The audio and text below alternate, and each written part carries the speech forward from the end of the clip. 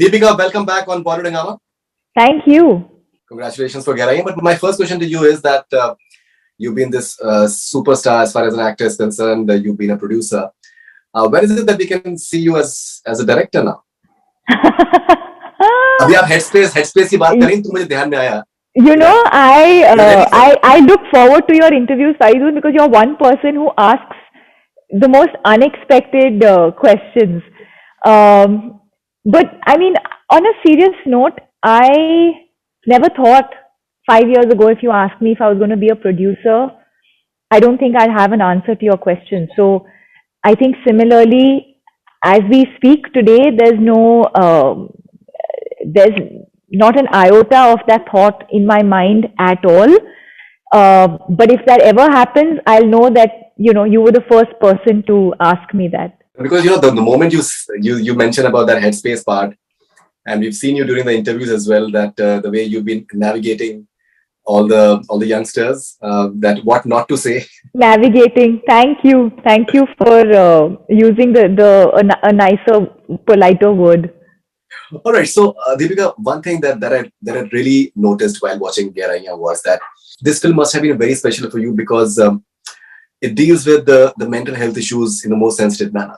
Yes, absolutely. And to be honest, a lot of the things that are being picked up by the audience after watching the film,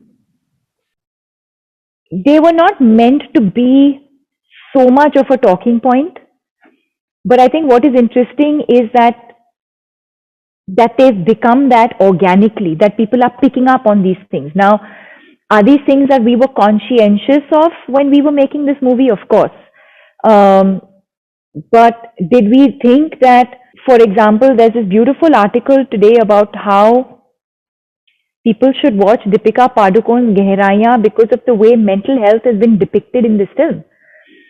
I don't think we ever imagined that it would be received like that. Now, having had a lived experience with mental illness, was I conscious of how it was being portrayed? Yes. But it's not like the film is about that. That's one of the threads, or in fact, it's not even a thread. It is actually a backstory or something that this character is dealing with. But there's so much else that's going on that we were focusing on, and subconsciously making sure that, whether it's Alisha's anxiety or the pills that she takes, just in the little bit that we do, we should make sure that we do it correctly. But what has come out of it has just been extremely unexpected in the most beautiful way. So I'm glad that we had that eye for detail, or we had that attention for detail, but I'm also glad that the audience is now picking up on these things. One thing that is very notable about the film, and I'm so glad that I think Shakun has gone all out as far as that thing is concerned, that there is no oversimplification of how the narrative should be, how the story should be told. The language is the way a lot of people they speak in the metropolitan cities, and that number is massive.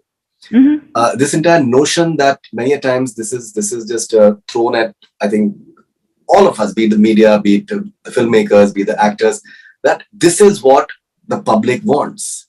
Mm-hmm. And no one really knows that what people want. And now with Gehraiyaan, you guys have not only discovered a massive audience within India, but also outside the shores of India, which is beautiful in a way.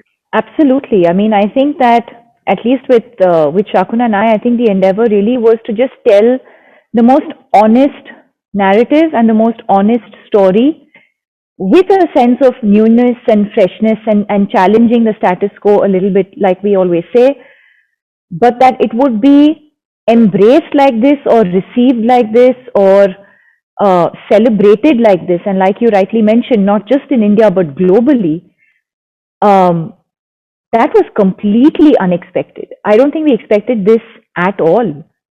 And yes, from the time the first teaser came out sometime in November or December, if I'm not mistaken, since then the momentum kept building.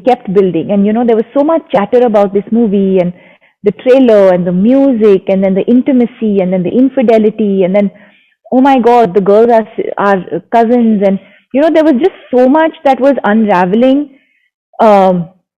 and then you have this release, and then the kind of conversations that people are having today, the kind of doors that it has opened for people, um, it's just beyond, but it's also just incredible. It was absolutely unexpected. All right, and I think the intimacy portion, I think they've been shown beautifully. But do you think that there's much more to the film than the physical intimacy? Because I think in any relationship, that's just one part of it, maybe an important part of it. But there's much more to a relationship. Why a person draws closer to someone else? Maybe there's boredom, there's loneliness, there's something that is not really connecting between two people. Yes, of course. I mean, I think that specific to this film also, and then also to relationships in general, you realize that, even with this film, the intimacy was such a big talking point initially, and then we kept saying that yes, it is an important thread in the film, but it's not the only piece in this film. And I guess now when people are watching it, they're agreeing and seeing what we were trying to say, that there's so much more uh, to this film than just the intimacy. There's childhood trauma, there is mental illness, there is the relationship between uh, parent and child, childhood trauma, all of these things, relationships between people and friends and relatives, and how that changes and how that evolves over a period of time. So I think the takeaway at the end of the film today is so much more after people have seen the film. And speaking of infidelity in relationships, yes, of course, I think the film sort of touches upon that as well. That it's not just physical attraction. There are different circumstances that lead people to do what they do. And sure, we may not always personally and necessarily agree with those choices, but um, there is a reason why people do what they do. And I think the point of the film, at some level, again, not the whole point, but part of the point that we're trying to make is, if we can be more uh, empathetic and more understanding and less judgmental about the choices that people make. All right. So in Kapoor and Sons, there was this beautiful, I think, character of Rishiji. And now we see what Shakun has done with Nasir Saab. I think there is an old soul in Shakun Batra. हम Oh, लोग yes, उनको very हल्के में much. लेते हैं हम लोग उनको हल्के में लेते हैं उनको the way he looks and all that. But I think he has, I think, a lot of understanding and empathy towards the older characters. But I think, especially the bonding between you and Nasir Saab's character is simply incredible. And then Nasir Saab is a legend, anyways. And it comes as a surprise. This relationship comes as a surprise, and many people, they've taken that back home with them. Yes, yes. How special was this particular aspect? Again, even that completely unexpected. It's being touted as one of the most iconic scenes that people have seen in recent times, or the scene that people are walking away with, or the one scene that's really staying with people. Again, we didn't set out to make that film, to make that scene with that intention. It was just true to those characters in that moment. And I think all Nasir sir and I could do was to be truthful and honest in that moment. Um, but yeah, and you can never really tell what it is in a scene or in a performance that the audience is drawn to, or what is it that they connect with. But that seems to be an extremely special scene and an extremely special moment. Um, and I'm glad, because, it's such a beautiful moment where she says, I don't have the strength. And sometimes you really do. You're so broken that even if you want to, even if your heart and mind wants to, sometimes you just feel like you don't have the physical strength or the emotional strength to go on. And there you have your father sitting next to you and saying, it's right here, beta, and just that much says so much about a parent and child relationship. And it means so much more when you think that that relationship with your father that you had was broken, but then you discover that you had misunderstood him all along. Uh, it's just fascinating and incredible. In your filmography, where will you rank Dube as a song in your career? I mean, it's the kind of song that I guess I'll have to be performing to at the next couple of award shows. Let's put it that way. But more than Dube, actually, Bekabu is the song that is playing on loop right now. So yes, I was obsessed with Dube when it came out, but for me, Bekabu is my most favorite song. Not just in our album, and not just because it's a part of our film, but it's so fresh sounding. And it's a joke. Like when we started off with this film, we were begging Shakun, and we said, Shakun, give us at least one song that's a hit. Do whatever. We'll shoot a music video if we have to, but this film is already so different for an Indian audience. Let's at least make sure that we have one song, something that will just, give it that push. And I think he's surprised all of us. He's not given us one song, he's given us an entire album, which hasn't happened in Indian films for a long, long time, where an entire album is being celebrated. So you have Dube, you have Bekabu, then you have Gehraiyaan, then you have the Mohit Chauhan version of Gehraiyaan. So you have like 4 or 5 tracks in an album, and that hasn't happened. I can't remember the last time that happened.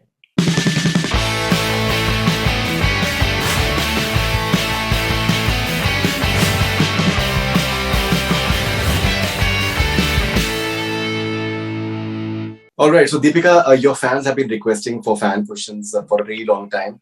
Yeah. There are many of them. Please do take a look at Deepika Padukone with Faridun. There are many questions, you'd love reading them. But I've taken a few. Let's try and take as many as we can. This is Tia Raheja from Pune. How did your family and friends react after watching Gehraiyaan? What was the response from the people of the industry? I think just overall, if I had to sum it up, I don't think the reaction from my family and friends and industry has been different. It's actually been unanimous. I think everyone's reacting to how fresh this movie is. Everyone's reacting to how it was high time Indian cinema made a film like this or deserves a film like this. We haven't seen such raw, real and relatable grey characters in a long time, or never really. More so because you don't see them through a judgmental lens. You see them through a very observational lens. So that's primarily been, people are loving just the fact that we've shown extremely honest, and it's a film that also makes you think. It's not a film that is served on a platter. It's a film that makes you think. The end is such that it makes you think and makes you reflect, and maybe could also tell you a lot about what you are going through in your life, or the kind of person that you are, or the kind of people that you are surrounded by. So it's definitely a film that moves you, that stirs you, that shakes you, that gets you thinking, makes you, it's definitely not a film that is served on a platter, that's for sure. And I think that is what the reaction has been, and it seems like a welcome change from everyone unanimously. All right, this is Harshika from Kolkata. Which scene or aspect of Alisha's life was most difficult or draining to portray? I think 2 things. One is the constant carrying of her anxiety and of her past baggage through every scene at a subconscious level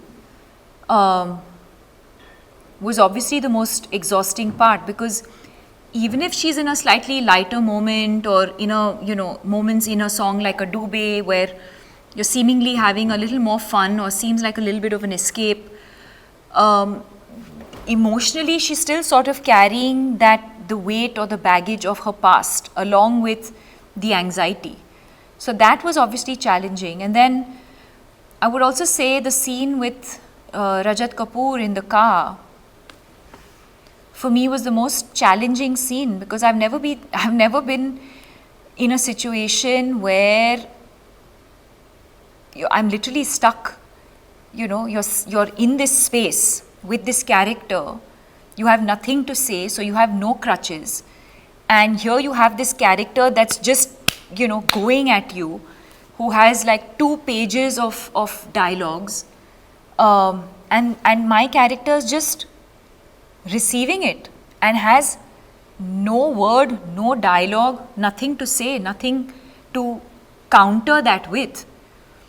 So I think those for me were the most challenging but also the most exciting parts as an artist. No, definitely. That must have been because guilt and fear, a lot of emotions. Yeah. Okay, Harshita also is asking that can you tell us a little about your upcoming Hollywood rom-com? Ooh, too nascent a stage it is to be talking about that at this point. All right, this is Parth from Noida. You said you take 2 days to respond to directors after the narration. How did you feel after the narration of Gehraiyaan? What was on your mind for those 2 days? And was Alicia's character this complex on paper too, or you improvised it? No, I mean, well, first of all, do I always take 2 days or take this kind of time? It's not literally 2 days, but yes, I do take a day or two to think about and to process what I have just heard. And whether it's something I'm ready to commit to or not. And in this instance, emotionally, it was a huge commitment. So of course, I had to take my time to check in with myself and see whether I was ready to do this.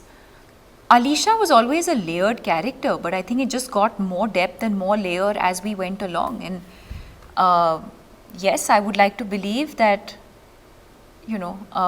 I've put in a lot of myself into a character as well, as actors do, I think, or at least I do.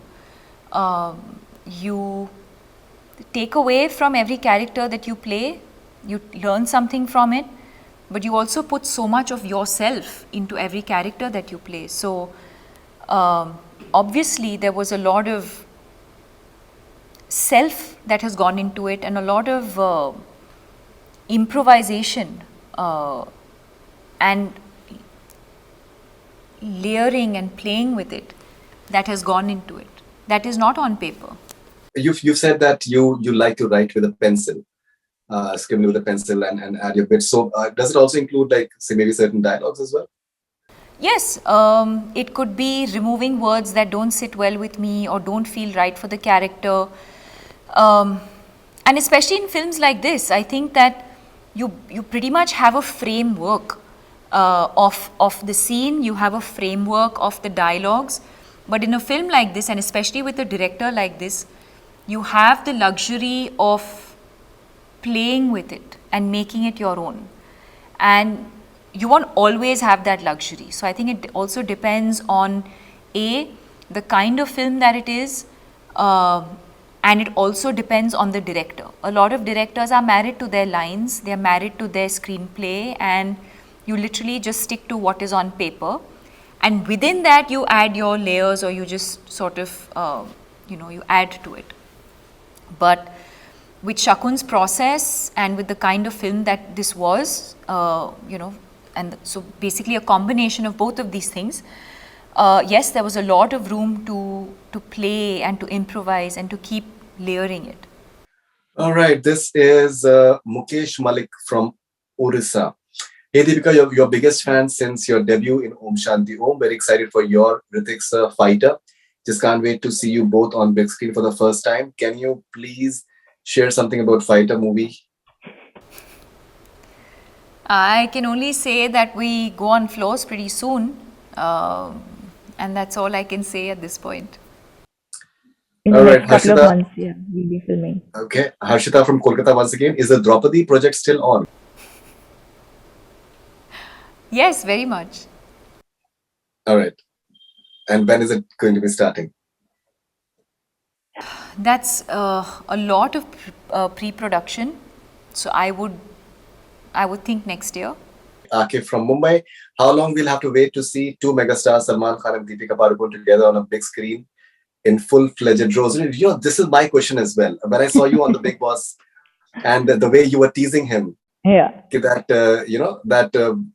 आप कल कहाँ पर थे मैं बताऊं आपको Galaxy पे थे उसके अलावा आप कहाँ पर थे there was a moment, there is chemistry happening over there. Is he a Capricorn? I think he is. He's a Capricorn, yeah. 27th December. Yes, we're both Capricorns. But no, I mean, we've always had this beautiful relationship, and I'll always be grateful to him because he was one of the first people to offer me a film. Salman is the first person to offer me a film. It's just before Om Shanti. Yes. It's just the tragedy is that I was not ready for it. I had just started modeling. And I think somebody that I had worked with mentioned my work to him, or he happened to see it, or something like that happened. And he offered me, I don't want to mention which film it was, but yes, he was the first person to offer me a film. But the tragedy, like I said, is that I was just not ready for it. I was not ready for films. I didn't want to be an actor at that time. And then, literally 2 years later, Om Shanti Om happened. But so I'll always be grateful for that, and he and I know that. He and I know that he saw potential in me when even I didn't know I had it. So as far as a film is concerned, I mean, look, after 15 years of being here, I'm now finally working with Hrithik. So I don't think you can, and I've never been that person who works towards putting projects together. I want to work with this director and I want to work with this actor and let's kind of put it together. I've always been a let things happen organically. And so if Fighter's happening after so many years, I'm sure there'll be a time and place for that to happen as well. Okay, this is Bhumi from US. In the recent years, you have starred in films that have addressed pressing social issues like acid attacks, sexism, and now with Gehraiyaan, mental health issues.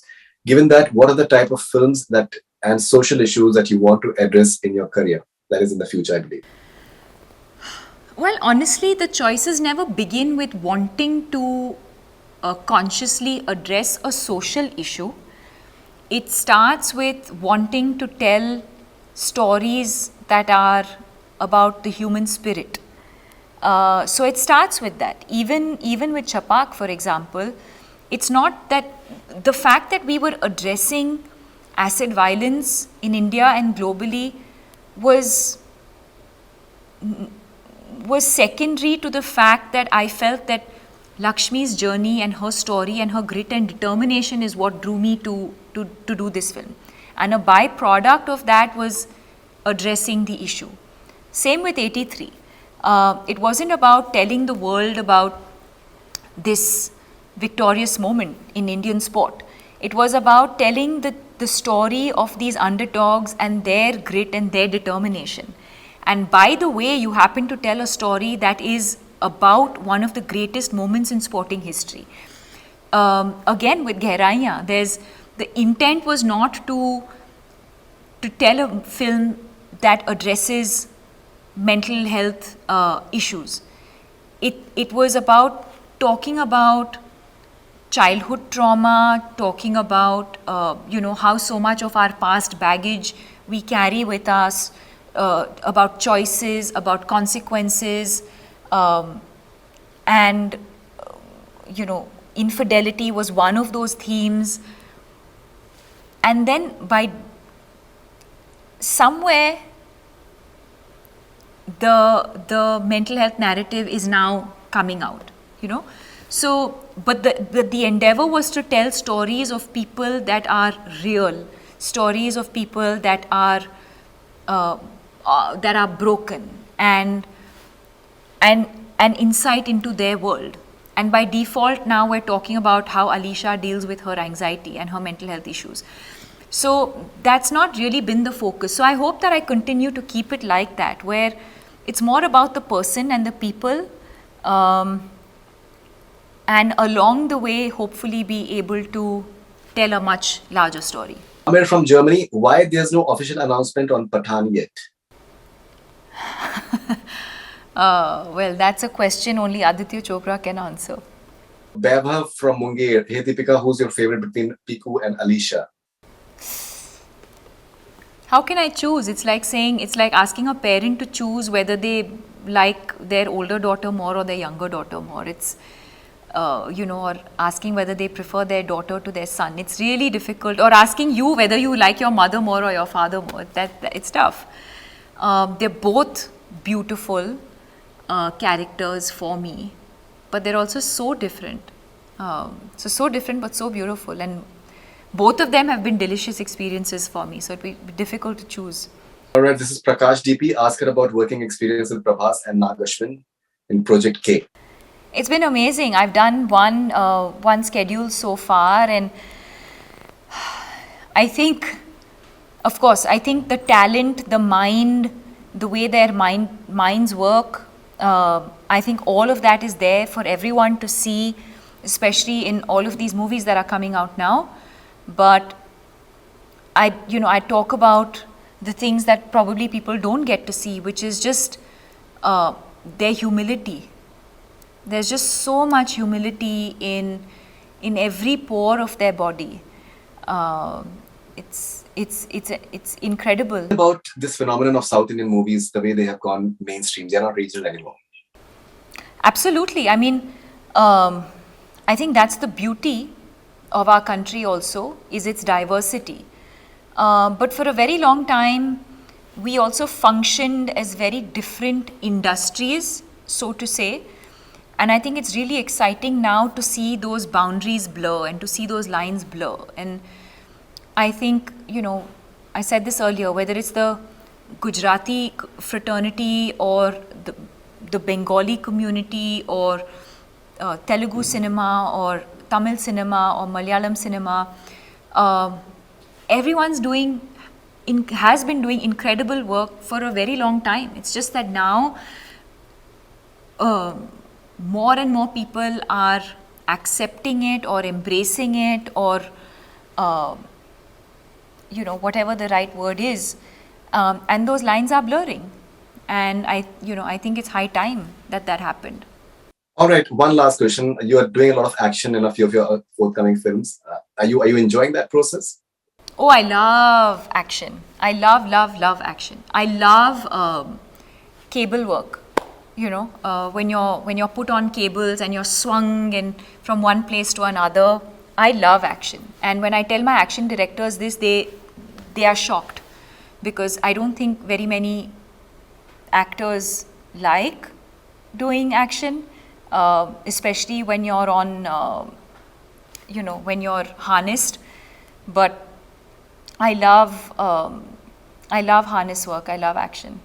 So I'm really enjoying myself.